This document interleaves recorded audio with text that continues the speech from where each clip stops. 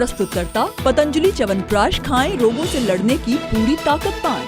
प्रायोजक मैदा, trans fat, cholesterol रहित Patanjali biscuits खाएंगे, हेल्दी इंडिया बनाएंगे। फूलों के पराग और प्रकृति के सैकड़ों पोषक तत्वों से भरपूर पतंजलि हनी। कामधेनु पेंट्स, आत्मनिर्भर भारत के नए रंग।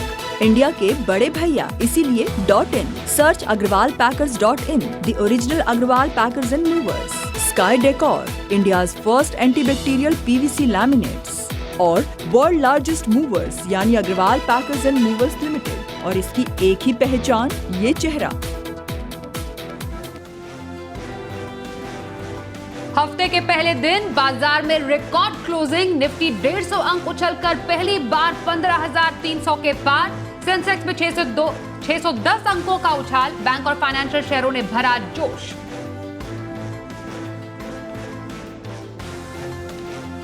निफ्टी बैंक 1200 अंकों के उछाल के साथ रिकॉर्ड ऊंचाई पर। आईसीआईसीआई बैंक 4% चढ़कर नए शिखर पर पहुंचा।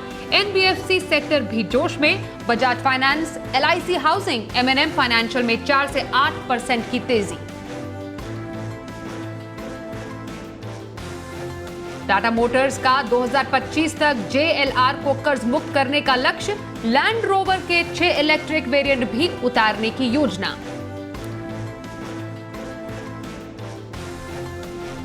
मिड कैप शेयरों में भी जोरदार तेजी। इंडेक्स लाइफ हाई पर। चोला इन्वेस्ट, अपोलो हॉस्पिटल्स में 13% का तेज उछाल। एलआईसी हाउसिंग 8% तो एचईजी 7% दौड़ा।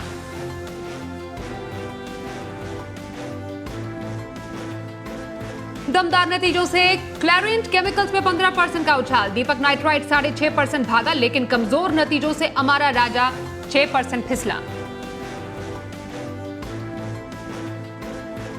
यूरेका के आईपीओ को पहले दिन ही शानदार रिस्पांस। पहले दिन 5.73 गुना भरा। प्राइस बैंड 396 से 400 रुपए।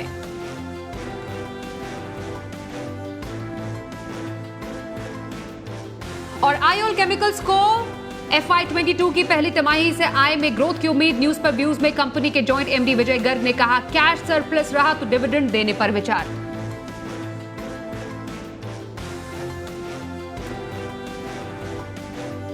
नमस्कार, बाजार आज और कल में आप सभी का स्वागत है। मैं हूं स्वाति रायना। इस शो में हम आपको देंगे बाजार का आज का पूरा अपडेट, साथ ही कल के लिए क्या आप स्ट्रैटेजी बनाएं। और हमारे साथ शो में शामिल हो चुके हैं जी बिजनेस के मैनेजिंग एडिटर अनिल सिंह भी। अनिल जी, एक बार फिर से आपका स्वागत है शो में। अनिल जी से बातचीत करेंगे। इसके साथ हमारे साथ रहेंगे सेठी फिनमार्ट के विकास सेठी। विकास जी, आपका भी बहुत स्वागत है।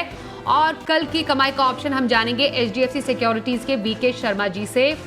साथ ही एक्शन बताने के लिए दिन भर का हमारे साथ पूरी रिसर्च टीम भी है। आशीष से हम जानेंगे कैसा रहा आज बाजार का हाल और सीडीएसएल क्यों फोकस में है, बताएंगे आशीष ही। अपोलो हॉस्पिटल्स में तेजी की वजह जानेंगे वरुण से। नतीजों के बाद ग्लेनमार्क क्यों फिसला हमें समझाएंगी सृष्टि। और साथ ही वोडाफोन आइडिया पर बुल वर्सेस बेयर के तर्क लेकर हमारे साथ है कुशल। बातचीत आगे बढ़ाएंगे, लेकिन उससे पहले बाजार के हाल पर सबसे पहले एक नजर डाल लेते हैं। शानदार शुरुआत हफ्ते की हमने देखी बाजार में आज देखने को मिली। ऑल टाइम हाई पर बाजार बंद होने में रहा कामयाब। निफ्टी 151 अंकों की शानदार तेजी के साथ 15,300 के पार निकल गया, तो वही सेंसेक्स 610 अंक चढ़कर 52,000 के पार बंद होने में कामयाब रहा। और बैंक निफ्टी ने भी हमने देखा 1200 अंकों की शानदार जो तेजी दिखाई और रिकॉर्ड लेवल पर जाकर बंद हुआ। एफआईआईज और डीआईआईज की तरफ से क्या आज हमें संकेत मिले उसको समझते हैं। एफआईआईज यानी विदेशी संस्थागत निवेशकों ने कैश मार्केट में 1234 करोड़ रुपए की आज खरीदारी की। वहीं डीआईआईज घरेलू संस्थागत निवेशकों ने करीब 1049 करोड़ रुपए की आज कैश मार्केट में बिकवाली की।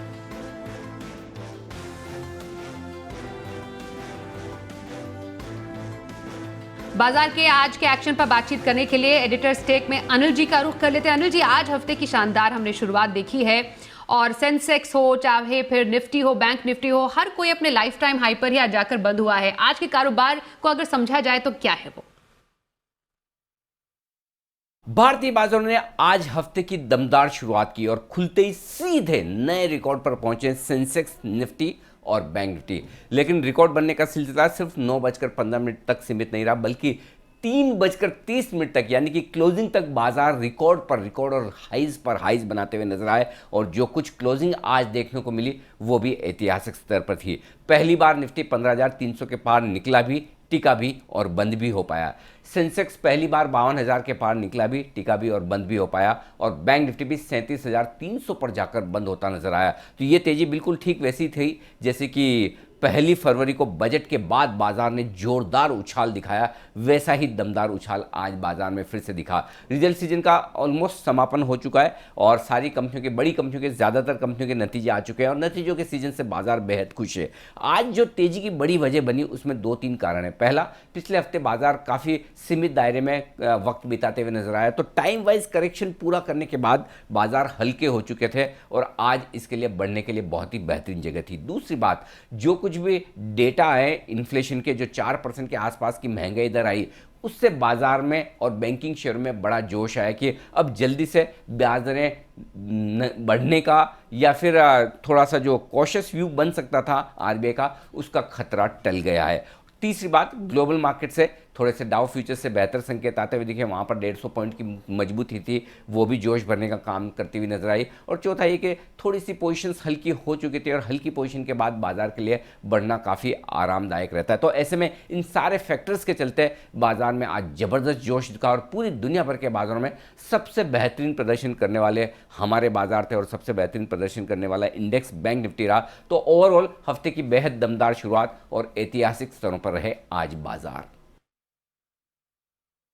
तो वाकई अनिल जी, दमदार शुरुआत बाजार की तो हुई। अब इस तेजी में कल के लिए क्या स्ट्रैटेजी आप सजेस्ट करेंगे, आपसे जानेंगे और किन लेवल्स पर नजर रहे इसकी भी बातचीत करेंगे आपसे थोड़ी देर में। उससे पहले जो बाजार में हमने आज शानदार शुरुआत हफ्ते की देखी, कहां पर था सबसे ज्यादा मूवमेंट, समझते हैं हमारे सहयोगी आशीष से। आशीष जरा बताएं, आज जो तेजी बाजार में देखी हफ्ते के पहले ही कारोबारी दिन, कहां पर सबसे ज्यादा तेजी थी आज?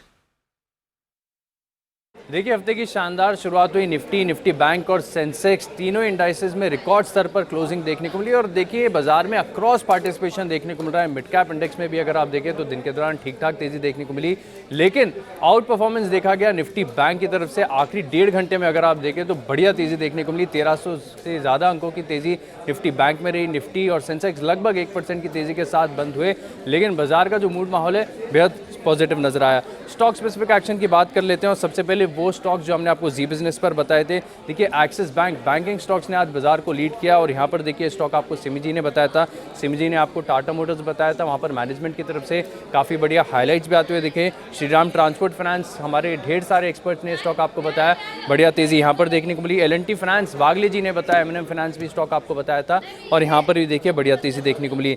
और जैसा कि मैंने आपको बताया कि बैंकिंग स्टॉक्स की तरफ से आज आउट परफॉर्मेंस था और लीड किया एक्सिस बैंक ने। और अक्रॉस अगर आप देखें तो सभी जो प्राइवेट सेक्टर बैंक्स हैं यहाँ पर बढ़िया खरीदारी का रुझान देखने को मिला। आरबीएल बैंक है, IDFC फर्स्ट बैंक है, ICICI बैंक में अच्छी खरीदारी देखने को मिली और हाई बीटा NBFC स्टॉक्स में आप देखिए चोला इन्वेस्टमेंट्स 13% से ज़्यादा की मूव इस स्टॉक में आपको देखने को मिली। LIC housing finance, M&M finance और मैग्मा फिनकॉर्प में जो 5% अपर सर्किट का सिलसिला है वो लगातार जारी देखने को मिला। लेकिन एक और सेक्टर है जो बहुत ज़्यादा बजेंगे, वो है रियल्टी सेक्टर और यहाँ पर देखिए अक्रॉस कंपनीज बढ़िया तेजी देखने को मिली। ओबरॉय रियल्टी दिन के दौरान 4.5 से 5% तक के मूव्स देखने को मिले।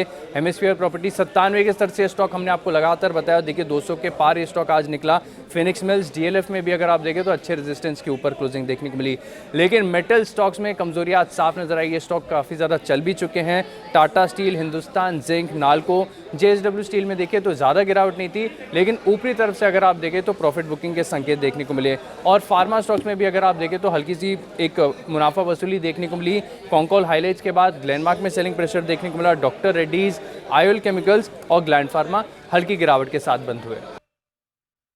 तो बाजार में आज हरियाली ही हरियाली देखने को मिली। इस पर और ज्यादा जानकारी देने के लिए आशीष आपका बहुत शुक्रिया। और सीधे हम राय लेते हैं हमारे आज के एक्सपर्ट विकास जी की ही। विकास जी, बहुत ही शानदार शुरुआत बाजार ने की है, अब इस तेजी के बाजार में क्या स्ट्रैटेजी रखी जाए? नहीं, बिल्कुल स्वाति, दमदार तेजी बाजार में आ रही है। कारण सब अनिल जी ने बता ही दिए थे। जिस तरह से FIIs के एक तो रिलेंटलेस बाइंग चल रही है, फिर जो ओवर द वीकेंड जो इन्फ्लेशन के नंबर्स आए वो काफी अच्छे थे और उसके कारण से अब बाजार में जो रेट सेंसिटिव सेक्टर्स है जैसे बैंकिंग है, NBFCs है, रियल एस्टेट है, सब में आज एक शानदार तेजी देखने को मिली और हम बाजार में लाइफ टाइम हाईज लगा के उसके आसपास ही बंद हुए और मुझे लगता है ये तेजी बिल्कुल अभी भी जारी रहनी चाहिए। तो बिल्कुल तेजी करने की सलाह रहेगी और इस बाजार में बिल्कुल कोई भी थोड़ी भी डिप आती है तो खरीदारी करने के मौके ढूंढने चाहिए। तो डिप आने पर खरीदारी के मौके ढूंढे तेजी के बाजार में। अब कल के लिए अगर खरीदारी करनी हो विकास जी तो इंट्राडे पिक और हफ्ते भर का नजरिया कहां पर रखा जाए? देखिए स्वाति, अगर कल के लिए खरीदारी करनी है तो मेरे रडार पे आया एक कैपिटल गुड्स बनाने वाली कंपनी कमिंस इंडिया, एक एमएनसी स्टॉक है। इस स्टॉक को मैंने बजट वाले दिन भी, जब सरकार का फोकस था कैपेक्स के ऊपर, इंफ्रास्ट्रक्चर के ऊपर, तब मैंने रेकमेंड करा था। वहां से दमदार तेजी बनी और उसके बाद जो नतीजे आए, नतीजे भी बेहद ही दमदार थे दिसंबर क्वार्टर के। ये स्टॉक आज 760 के आसपास बंद हुआ है। मुझे लगता है इस स्टॉक को कल इन लेवल्स पे मिले तो खरीदना चाहिए। 785 का मेरा इंट्राडे टारगेट है और स्टॉप लॉस रहेगा 750 रुपए का। और जहां तक पोजिशनल पिक का सवाल है, पोजिशनल पिक के तौर पे मैंने पिक किया आज public sector bank leading state bank of India. आज भी इस स्टॉक में अच्छी तेजी बनी है, बट मुझे लगता है जो 407 के लेवल्स है, यहाँ पे इस स्टॉक को बिल्कुल खरीदना चाहिए। आने वाले 7-10 दिनों में मेरा मानना है ये स्टॉक 435 तक के लेवल्स दिखा सकता है। स्टॉप लॉस रखना है 395 का। इस दिसंबर तिमाही के जो नतीजे थे बेहद बेहद दमदार थे। हर फ्रंट पे मार्केट के एस्टिमेट्स को बीट किया। फिर एसेट क्वालिटी में बहुत अच्छा सुधार देखने को मिला। स्टॉक पे मैं बुलिश हूँ और मुझे लगता है इस स्टॉक को करंट लेवल्स पे बिल्कुल खरीदें। तो दिन भर की खरीदारी इंट्राडे जो पसंद है, कमिंस इंडिया में खरीदारी करने की सलाह विकास सेठी की, और हफ्ते भर की खरीदारी स्टेट बैंक ऑफ इंडिया में करने की सलाह दे रहे हैं विकास जी। आगे बढ़ते हैं, बातचीत जारी रहेगी विकास जी से। लेकिन बाजार में जो हमने आज रिकॉर्ड तोड़ रफ्तार देखी, उसमें आज अपोलो हॉस्पिटल्स भी रफ्तार भरता हुआ नजर आया और अपने लाइफ टाइम हाई पर पहुंचा। जरा इस पर और ज्यादा जानकारी समझते हैं, हमारे से होगी वरुण से। वरुण, अपोलो हॉस्पिटल में इस रफ्तार की वजह क्या है और कंपनी को लेकर ब्रोकरेज हाउसेस का रुख किया है, ये बताएं।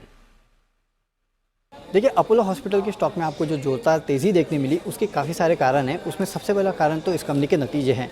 नतीजे अनुमान से बेहतर रहे। जितने भी सेगमेंट है वहाँ पे कंपनी एबिटा पॉजिटिव रही है।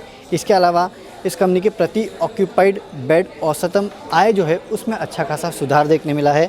32,000 से बढ़ के करीब 36,000 पे आए। खासकर जो नए अस्पताल का है वहाँ पे अच्छा खासा सुधार देखने मिला है। फार्मेसी कारोबार में करीब 21% के आसपास का सुधार देखने मिला है और मैनेजमेंट ने कहा है कि हो सकता है कि अगले तिमाही में यहाँ आपको कोई बड़ी डील भी देखने मिलेगी। नॉन कोविड कामकाज जो है उसमें क्वार्टर करीब 40% के आसपास का सुधार हुआ है और मौजूदा जो ऑक्यूपेंसी रेट है इस कंपनी का वो करीब 63% पे आ गया है, जो पहले इसके पिछले क्वार्टर में करीब 56% के आसपास था। हाल ही में कंपनी ने QIP भी किया है, उसका इस्तेमाल कंपनी काफ़ी हद तक विस्तार और साथ ही साथ कर्ज कम करने में भी करने वाली है। इसके अलावा इस कंपनी के ऊपर बड़ा हैंगओवर था इस कंपनी के प्लेस शेयर्स प्रमोटर्स के, जो लगातार कम होते जा रहे हैं और कहीं ना कहीं ये भी इन्वेस्टर्स को कॉन्फिडेंस दिला रहा है। और इसके लिए आपने देखा तमाम जो ब्रोकरेज हाउसेस है उन्होंने इस कंपनी पे अपना प्राइस टारगेट जो है वो भी बढ़ाया है और EPS एस्टीमेट को भी बढ़ा दिया है। तो काफ़ी सारे ट्रिगर्स है जिसके कारण आपने आज स्टॉक में जोरदार रैली देखी है। खबर पर और ज्यादा जानकारी देने के लिए, तो जहां हमने देखा एक तरफ अपोलो हॉस्पिटल के नतीजों के दम पर आज शानदार वहां पर एक रफ्तार देखी गई, वहीं नतीजों के बाद ग्लेनमार्क फार्मा में हमने देखा गिरावट दर्ज की गई। जरा समझते हैं नतीजों के बाद ग्लेनमार्क फार्मा क्यों फिसला। हमारे सहयोगी सृष्टि हमारे साथ है, बताइए सृष्टि। ग्लेनमार्क फार्मा जिसके शुक्रवार को नतीजे आए थे, हालांकि नतीजे अनुमान के मुताबिक थे, पर स्टॉक में आज गिरावट देखने को मिली और दिन के निचले स्तर पे स्टॉक बंद होता हुआ नजर आया। इनके नतीजों में मुनाफे में इनके सालाना 30% की ग्रोथ देखने को मिली, पर अच्छे आंकड़ों के अलावा मार्केट्स को कुछ और खबरों का भी इंतजार था। खास तौर पे जो इनका R&D डिवीजन है इकोनॉस साइंसेज, वहाँ पे मैनेजमेंट ने बोला था कि वो पूंजी निवेश की योजना बना रहे हैं। एक नए इन्वेस्टर की उनको तलाश है जिससे आगे चल के जो इकोनॉस साइंसेज, जो इनकी R&D कुल R&D खर्च में से 60% R&D खर्च जो है सिर्फ इस डिवीजन के लिए जाता है, वहाँ पे नए इन्वेस्टर को लाकर ये कहीं ना कहीं इसका जो पूरा खर्च है वो भी कम करेंगे और साथ ही जो कंपनी के ऊपर कुल कर्ज है उसको कम करने की इनकी रणनीति थी, जिसकी टाइमलाइन पिछली तिमाही नतीजों में कंपनी ने कहा था कि दिसंबर 2020 तक ये डील पूरी होती हुई नजर आएगी। दिसंबर के बाद से ही मार्केट को इस खुशखबरी का इंतजार था, पर अब जब नतीजे आए तो कॉन कॉल में भी मैनेजमेंट की तरफ से कोई भी डेडलाइन नहीं आई कि कब कब तक ये R&D डिवीजन का स्टेक सेल होगा और कब उसमें वो पूंजी निवेश पूरा करते हुए नजर आएंगे। साथ ही कंपनी का ये कहना है कि जो मार्जिन्स हैं अगर उनके देखें, जो कि इस बार काफ़ी अच्छा सुधार देखने को मिला है, पर आगे के आउटलुक पर मैनेजमेंट का कहना है कि जो 19 से 20% के मार्जिन्स है वही बरकरार रहते हुए नजर आएंगे। खास तौर से इसका ये रीज़न है कि जो ज़्यादा अधिक मार्जिन वाले जो इनकी फेविपिरावीर कोविड-19 से जुड़ी हुई जो ड्रग्स थी उसकी बिक्री आगे जाके नहीं के बराबर देखने को मिलेगी, जिसके चलते इनके मार्जिन्स कहीं ना कहीं इसी रेंज में दिखते हुए नजर आएंगे। तो अपसाइड की गुंजाइश काफ़ी कम है।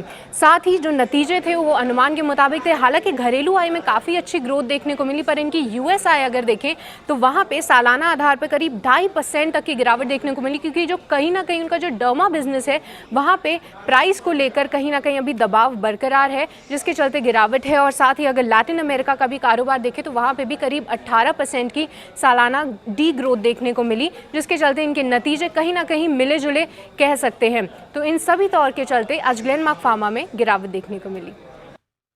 बहुत शुक्रिया सृष्टि आपका ग्लेनमार्क फार्मा पर और ज्यादा डिटेल में हम तक रिसर्च और खबर पहुंचाने के लिए। आगे बढ़ते हैं और देखते हैं शो का खास सेगमेंट शर्मा जी का ऑप्शन।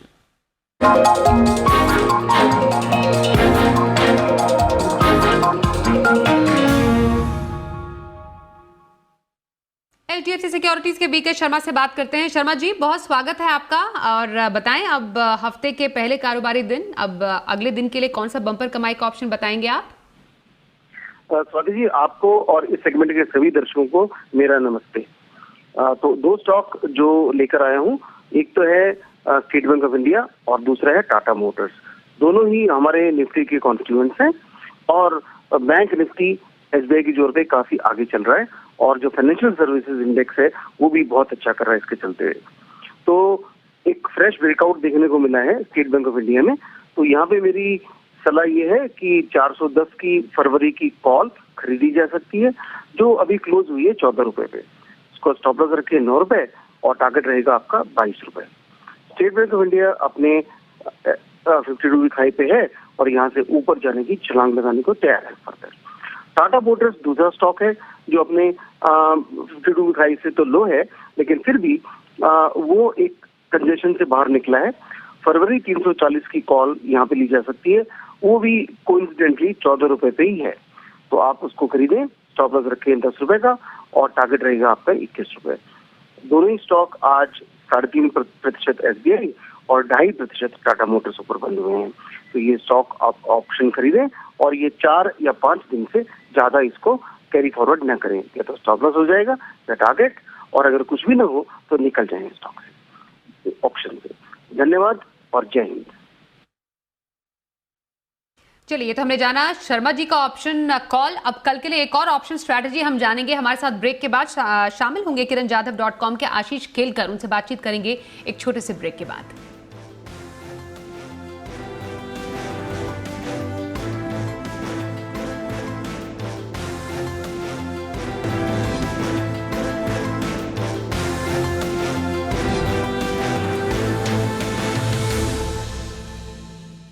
आइए अब जानते हैं कल के लिए बाजार पर क्या हो स्ट्रैटेजी, और सीधे अनिल जी का रुख कर लेते हैं। अनिल जी, अब कल बाजार को संकेत कहां से मिलेंगे? बैंक निफ्टी और निफ्टी के किन अहम लेवल्स पर नजर रखी जाए?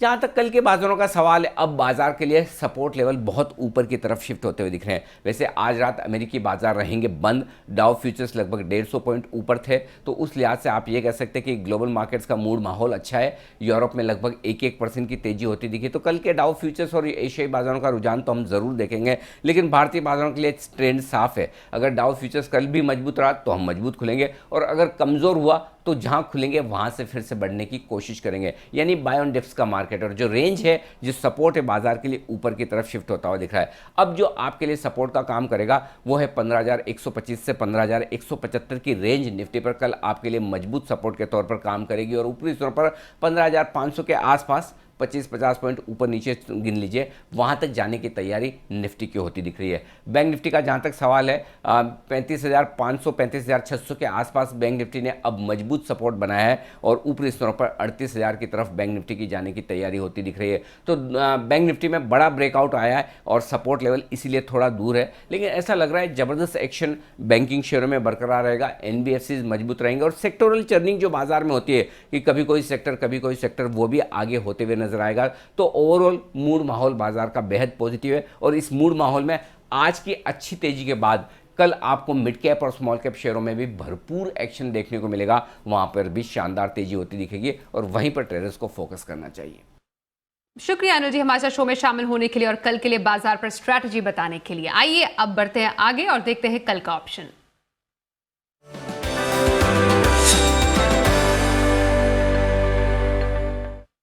kiranjadhav.com के आशीष केलकर से बात करते हैं। आशीष जी, बहुत स्वागत है आपका शो में। कल ऑप्शन के जरिए कहां पर स्ट्रैटेजी बनाने की सलाह देंगे आज? Very good evening Swati ji. देखिए, जिस तरह का फॉर्मेशन चार्ट पर बना हुआ है बहुत ही बेहतरीन चार्ट स्ट्रक्चर है और मैं मानता हूं कि टाटा कंज्यूमर में एक अच्छा खासा ब्रेकआउट मिलता हुआ हमने देखा है।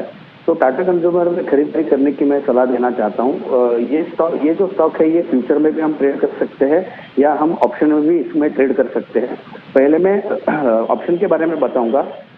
630 का जो कॉल है वो 15 रुपये 20 पैसे पे ट्रेड कर रहा है, उसको खरीदारी करने की सलाह होगी। मेरा जो स्टॉप लॉस रहेगा वो रहेगा 11 रुपये 50 पैसे का और मेरा पहला लक्ष्य रहेगा 22 रुपये का, दूसरा लक्ष्य रहेगा 25 रुपये का।